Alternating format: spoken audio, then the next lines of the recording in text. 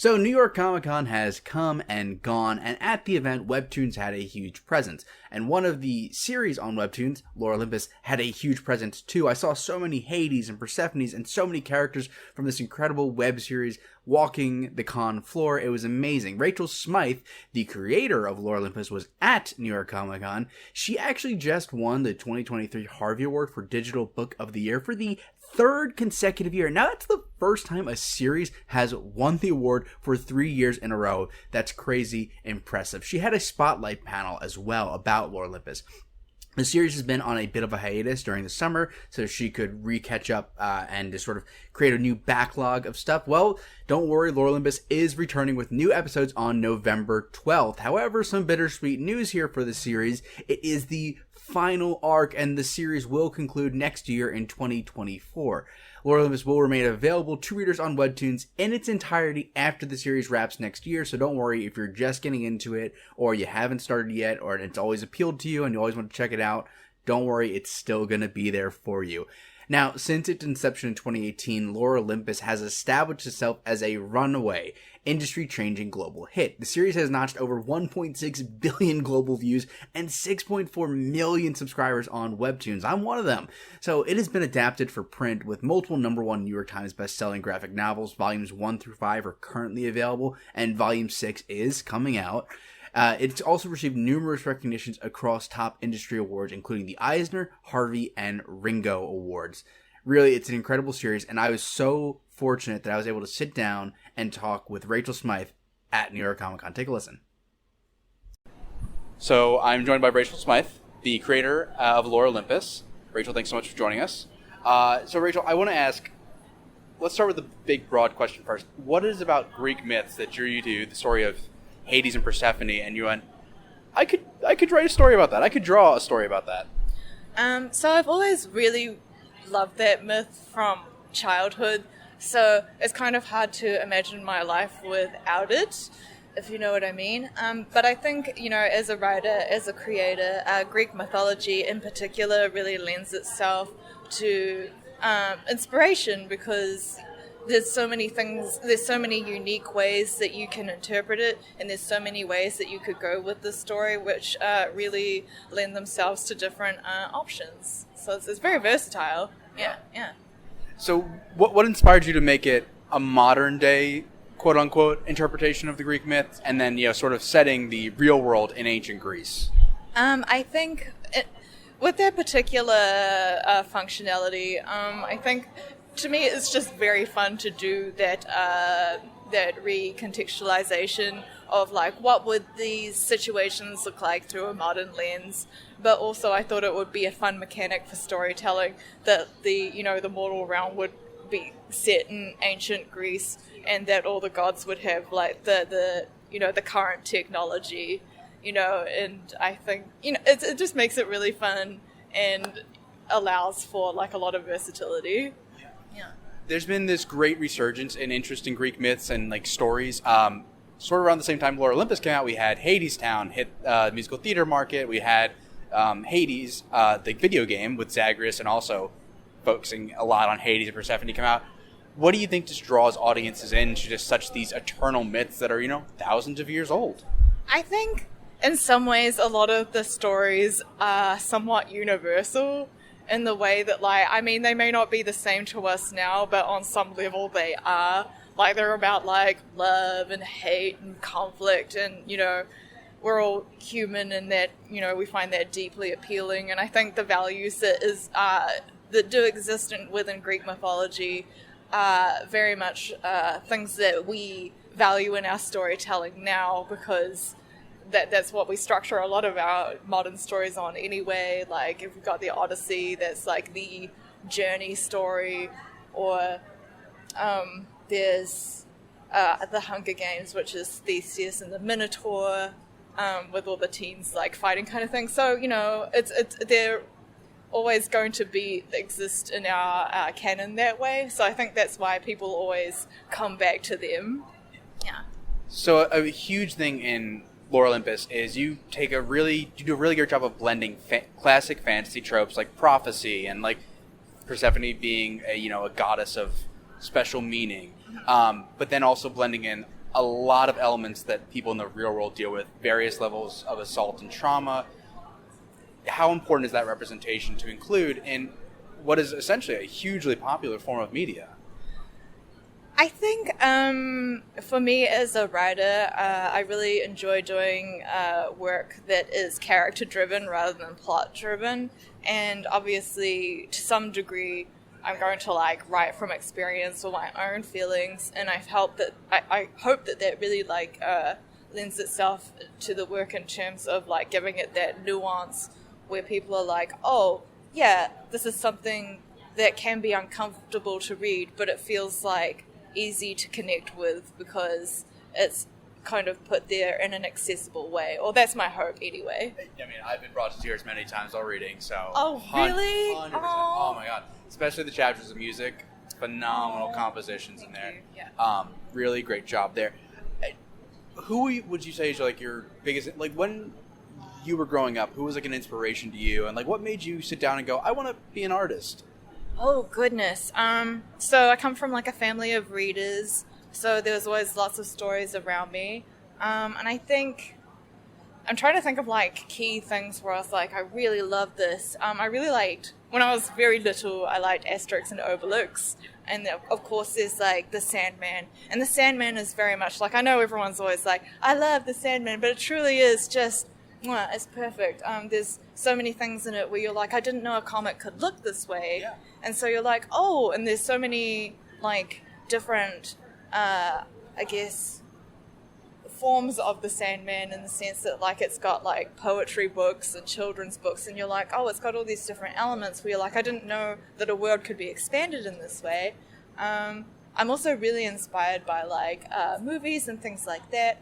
I saw Dancer in the Dark by Lars von Trier when I was 14 at the film festival, and I was I didn't know a movie could be like this and destroy me. And I think that changed how I viewed things after seeing Dancer in the Dark by Lars von Trier.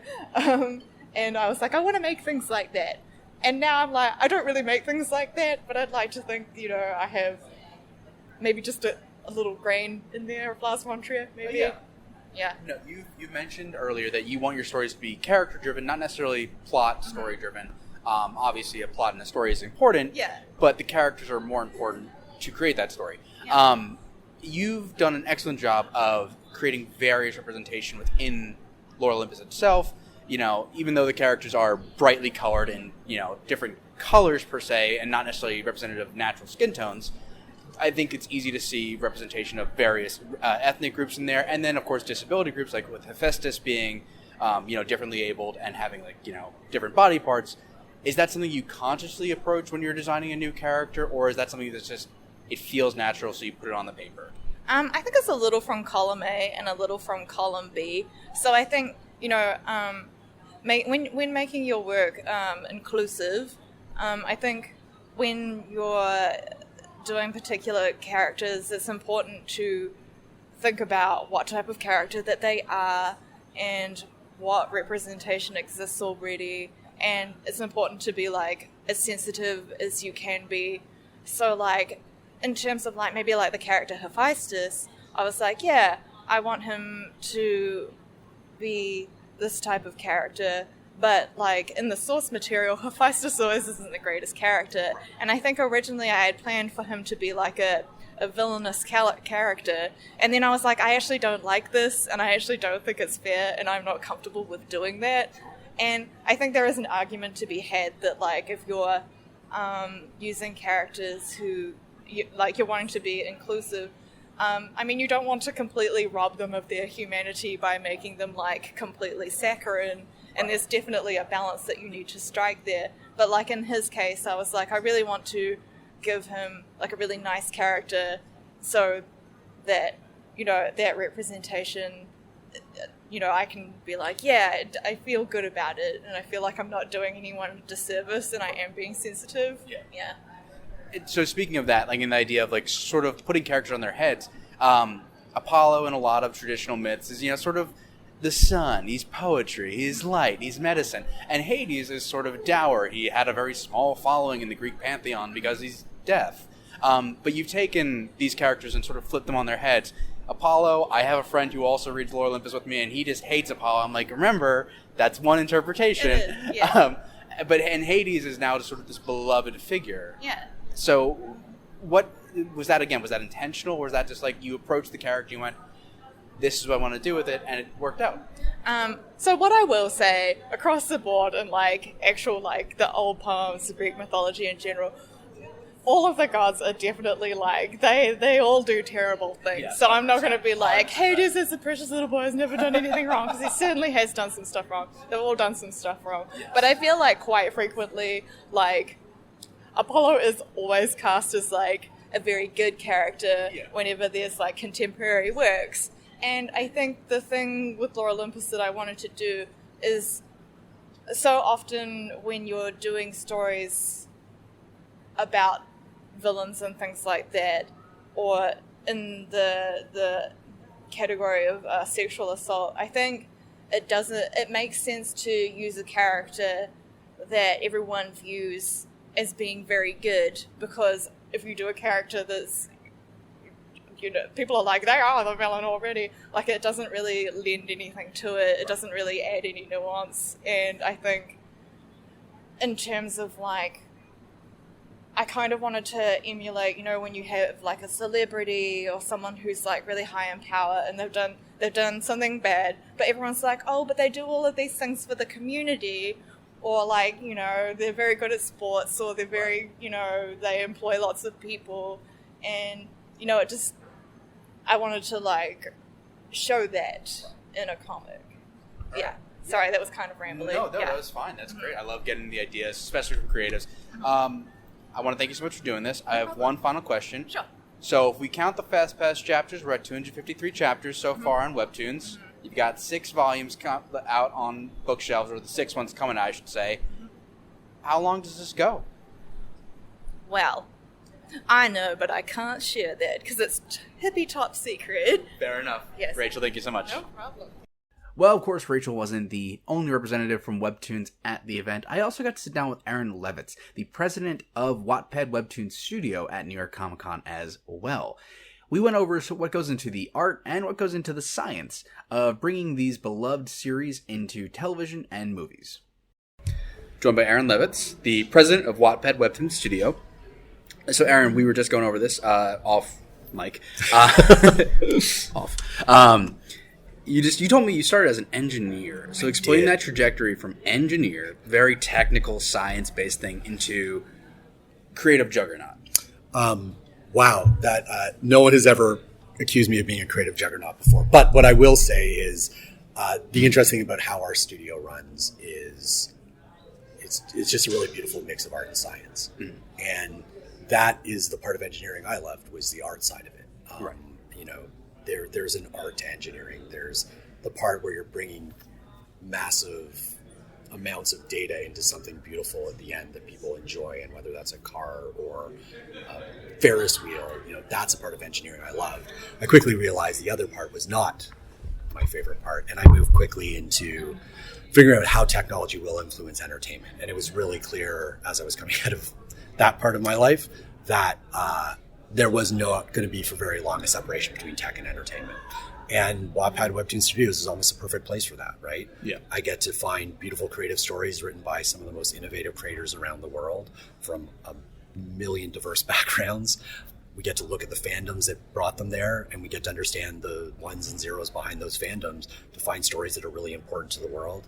And that mix of art and science is when we understand why that story is important, where it should best be first, whether it's on shelves as we publish them ourselves or through partners, whether it's movie, film, or TV on screens, and then working with some of the best editors in the industry, the best screenwriters, Academy Award-winning showrunners, all to bring these things to life. You put those multiple creative layers, all based on that little bit of ones and zeros at the beginning and through the development process, and that's where the art and science comes with it all. So some mornings I get to be an engineer, in the afternoon I get to be a film producer, and it's a pretty wild journey between those two things. That's an incredible blend of, like, again, as you described, art and science, and you get to take an original passion and blend it into a new passion. I think that's what everyone dreams of doing at some point in their life.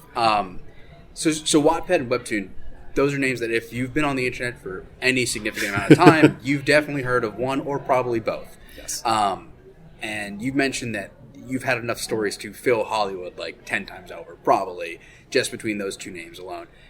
So you kind of touched on like the ones and zeros and the number crunching of it all. How do you choose which stories get to be adapted into a show? Because obviously, like, you have something like Lore Olympus, which is incredibly successful. So many people have read it and seen it. That seems like a no-brainer to bring. But how do you maybe dig through some of those titles and go, okay, this one I think we should place a bet on? So it's a really great question. And the one thing I always say is I don't have to choose anything. The fans get to choose for me, right? And I think that is something that really does set us apart as a studio, is that we start with fandom. Okay. And it doesn't mean always the biggest, right? Lore Olympus, as you said, 1 billion plus views, like obviously huge. We're walking around the con today. I've seen so much cosplay already, and it's still just the first day. So that is a very obvious one that, of course, we want to work with Rachel. She's a New York Times bestseller many times over. We're developing with Jim Henson Company for entertainment. Okay, so that's an obvious one. How do we fall upon other things that maybe aren't as big, something like a Grimoire Land or a Third Shift Society? And it really is still about understanding what made that important in that genre, in that fandom. It's about looking at past the data sometimes of the story itself to say, look, this grew very quickly. Maybe not as high as other things, but something influences, something grabbed fans' emotions. Like, let's understand that. And I have a whole team, and again, something I think unique to our studio, and a very fancy name, a content strategy team, that is there to understand what makes this story important today. Right? Why now? That eponymous question in all entertainment and publishing and gaming is like, why now? And we have to understand that, and we are almost, I guess, anthropologists of our own stories to understand, okay, it's big here, but also we're seeing all this on TikTok happening around it. We're seeing all this cosplay being posted and fan art, and what confluence of items made this story important, and how can we best service it? And by that, it means sometimes we start with publishing and move into entertainment. Sometimes we start in entertainment, so we say animation is the best path for this, and we'll go back and publish it after. So it really, going back to that mix of art and science, we are influenced by fandom. We're never going to find that story that doesn't start on our platforms, but how we look at that data is always super important, so that we're finding the stories that are interesting today for different kinds of audiences all over the world. Yeah. So when you're sending out these pitches for like adapting these stories, obviously you guys partner with other studios. You mentioned the Jim Henson Company for Lore Olympus, and that seems like a natural fit for the fantasy and whimsy of it all to go with another fantastical story that also deals with, darker elements. So how does that process work? And is it just about the best offer, or is it about finding the best partner creatively? We can get into the financials of it all at some point, but I think you hit on something that's really important, is like, how do we find people who will enhance the creative vision that our creator originally had, that the fandom fell in love with? We've all seen that adaptation, which is, oh, well, the cover looks the same, but I opened it up and it was a completely different story. And that's a horrible experience as a fan, right? Yeah. Whether it's through small Easter eggs, major plot points, the color of a dress, the setting, you have to do service to that fandom. So it's important to us to always find producing partners. Like for Grimoire Land, we're working with Roy Lee at Vertigo Entertainment, who's one of the biggest names in horror. The fact that we worked with Netflix for Ultravesta in Montana, which is our big Spanish hit franchise on the Wattpad side. It's about finding people who share the vision that we have, and our vision is so influenced by fan and creator, we can't separate those things. So it isn't just about finding the best offer, it's finding a way to create the most enjoyable universe on the other end of this sometimes very long process of bringing somebody to a screen or a shelf. And so take me through the process of like bringing a piece of written media or illustrated media to life in a new way. Because so again, with Lore Olympus, we know it's an animated young adult series. How do you make have you ever had someone come to you and go, how about we do this live action? How about we do this? And just like totally kind of take something unique about it, which is an art style, and go, what if we do this in a different art style? Yeah, I think that's important to understand why that partner wants to do it that way, right? The reason it is a mix of art and science is because we are adding creative layers on top of what we do. So we do not have a screenwriter on staff. We don't have a showrunner on staff. The reason we want to work with the biggest and best companies around the world to develop these things, and literally from Indonesia to Paris and everywhere in between, is because they're bringing a view to the project as well. And our job is to make sure that we don't stray too far from the vision, but sometimes interjecting the right things can really help bring somebody to life on screens, because the written word and the graphical illustration does not directly always translate to screen. It's not the storyboard for the movie or for the TV show for a lot of reasons, right? Because these storytelling beats on page can be quite different than what we're seeing on screen. So we always love to get, those really creative takes from our partners or internally on my entertainment team or from my editorial staff. And then we question, is that something that's seminal to the story? And do we have to say, okay, well, that's not the right path for this? Or do we say, wow, that is a really interesting view and the fans will love it because it's something they haven't seen. But also we know that as things hit the top of a streaming service or hitting the tops of bestsellers list, we're bringing in new fandom, right? The first time you may watch Tower of God on Crunchyroll and have no idea it was a webtoon until you see the logo and you go, well, what's that? And that might be your first introduction into the Webtoon universe. So it's important that we think about the fans today, but the ecosystem we can grow around it. And that. I mean, I don't know how many times I'm going to say it in the next little bit, but there's the art part of it, is that there are so many creative layers that we have to, up to the actors, up to the editing of film, up to the coloration and the music. All those creative layers are going to be put on top of what started as a giant fandom. And it's really our job to help curate to make sure that the hardcore fans love it, but we're bringing in new fans around the world. Sure. Now, you don't have to name names and to avoid burning bridges. Have you ever had a collaboration with another partner that did not go as anticipated, or in fact you look back and go, I regret that choice now in hindsight? Honestly, and I have to say honestly, we really haven't. Look, that's good. Every piece of content has its own journey, and not everyone makes it to the end, right? If you look at the amount of pitches that are done in Hollywood on a daily basis, not all of those will become movies, TV, or film. But we've been really fortunate because we come from a very different perspective, which is creators will drive the next world of entertainment. It's no longer about a script in a drawer or a manuscript in a drawer that's a good idea. It's about, do people already love this? Right. And we know that a partner has to appreciate that coming in. And it's almost a little bit self-selecting that if partners are respectful of the fact that our creators did something huge before they ever became a part of it, that they're not there to totally rewrite everything because there are already fans who tell us they love this. Right. That is where we do more of that filtering than, looking at a wake of bad partnerships behind us. Of course. It really is in that, do you understand who we are? Do you understand that we are not going to do things in a traditional manner? I mean, you asked how fandom can influence story and the adaptation process.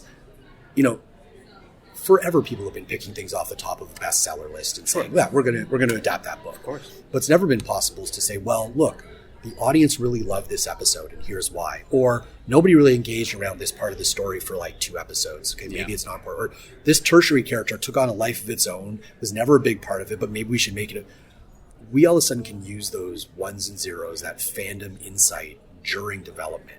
And we need to have partners who want to hear that, who find that interesting, who are like, yeah, look, we do expect our showrunning, screenwriting partners, our editors to go, yeah, I mean, it's really cool you said that, but, I think maybe we should go a little further right than left, even though the audience said go left. That's okay. That bit of surprise is expected in an adaptation. Sure.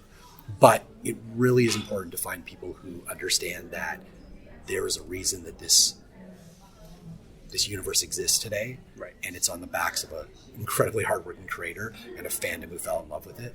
And by using that kind of process, we've just been very lucky with the partners we work with almost across the board. Yeah, I want to touch on the Hollywood strikes. Obviously, the WGA just wrapped up, signed their contract. At the time of recording, 3-year contract is all signed, ready to go. SAG-AFTRA is still ongoing at this time. In fact, I believe as of today, they are suspending talks for who knows when. Yes. Yeah. how much did that impact you guys? Because I know you partner with big studios like Yeah. Netflix and Amazon that are impacted directly. So how does that hit you guys? It definitely hits us. Yeah. You know, from the creators on our platform, obviously, you know, our platforms kept creating, Right, of those course. creators kept creating. But as I said, you know, we are working with some of the biggest and best names in screenwriting, show running, who are helping us put together pitches, who are partnering with us to write scripts.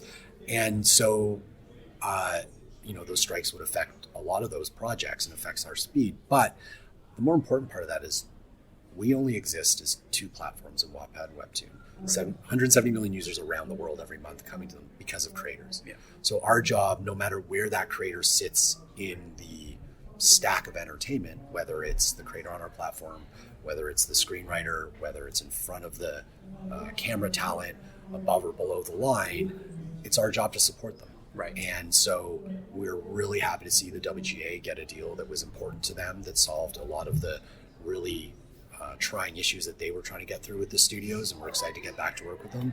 And, you know, we support our acting partners and the SAG group as they try to work their way through theirs. So again, I think we have, growing out of a very creator-centric environment as both platforms had, I think, you know, we did really want to support our writing partners and on-screen partners in the way that they felt best supported during the strikes. Yeah, no, I think you guys definitely have a history of supporting artists and making sure they have room to grow and do what they need to do. Final question for you, you know, where do you want to see Wattpad Webtoon Studio go? Like, you know, that is the question, isn't it? Big one, Look, right? I think we have such an amazing slate of development going on right now. A slew of announcements coming over the next little while that will show the breadth of what we're doing, from animation to TV to film, from fantasy action to horror and romance.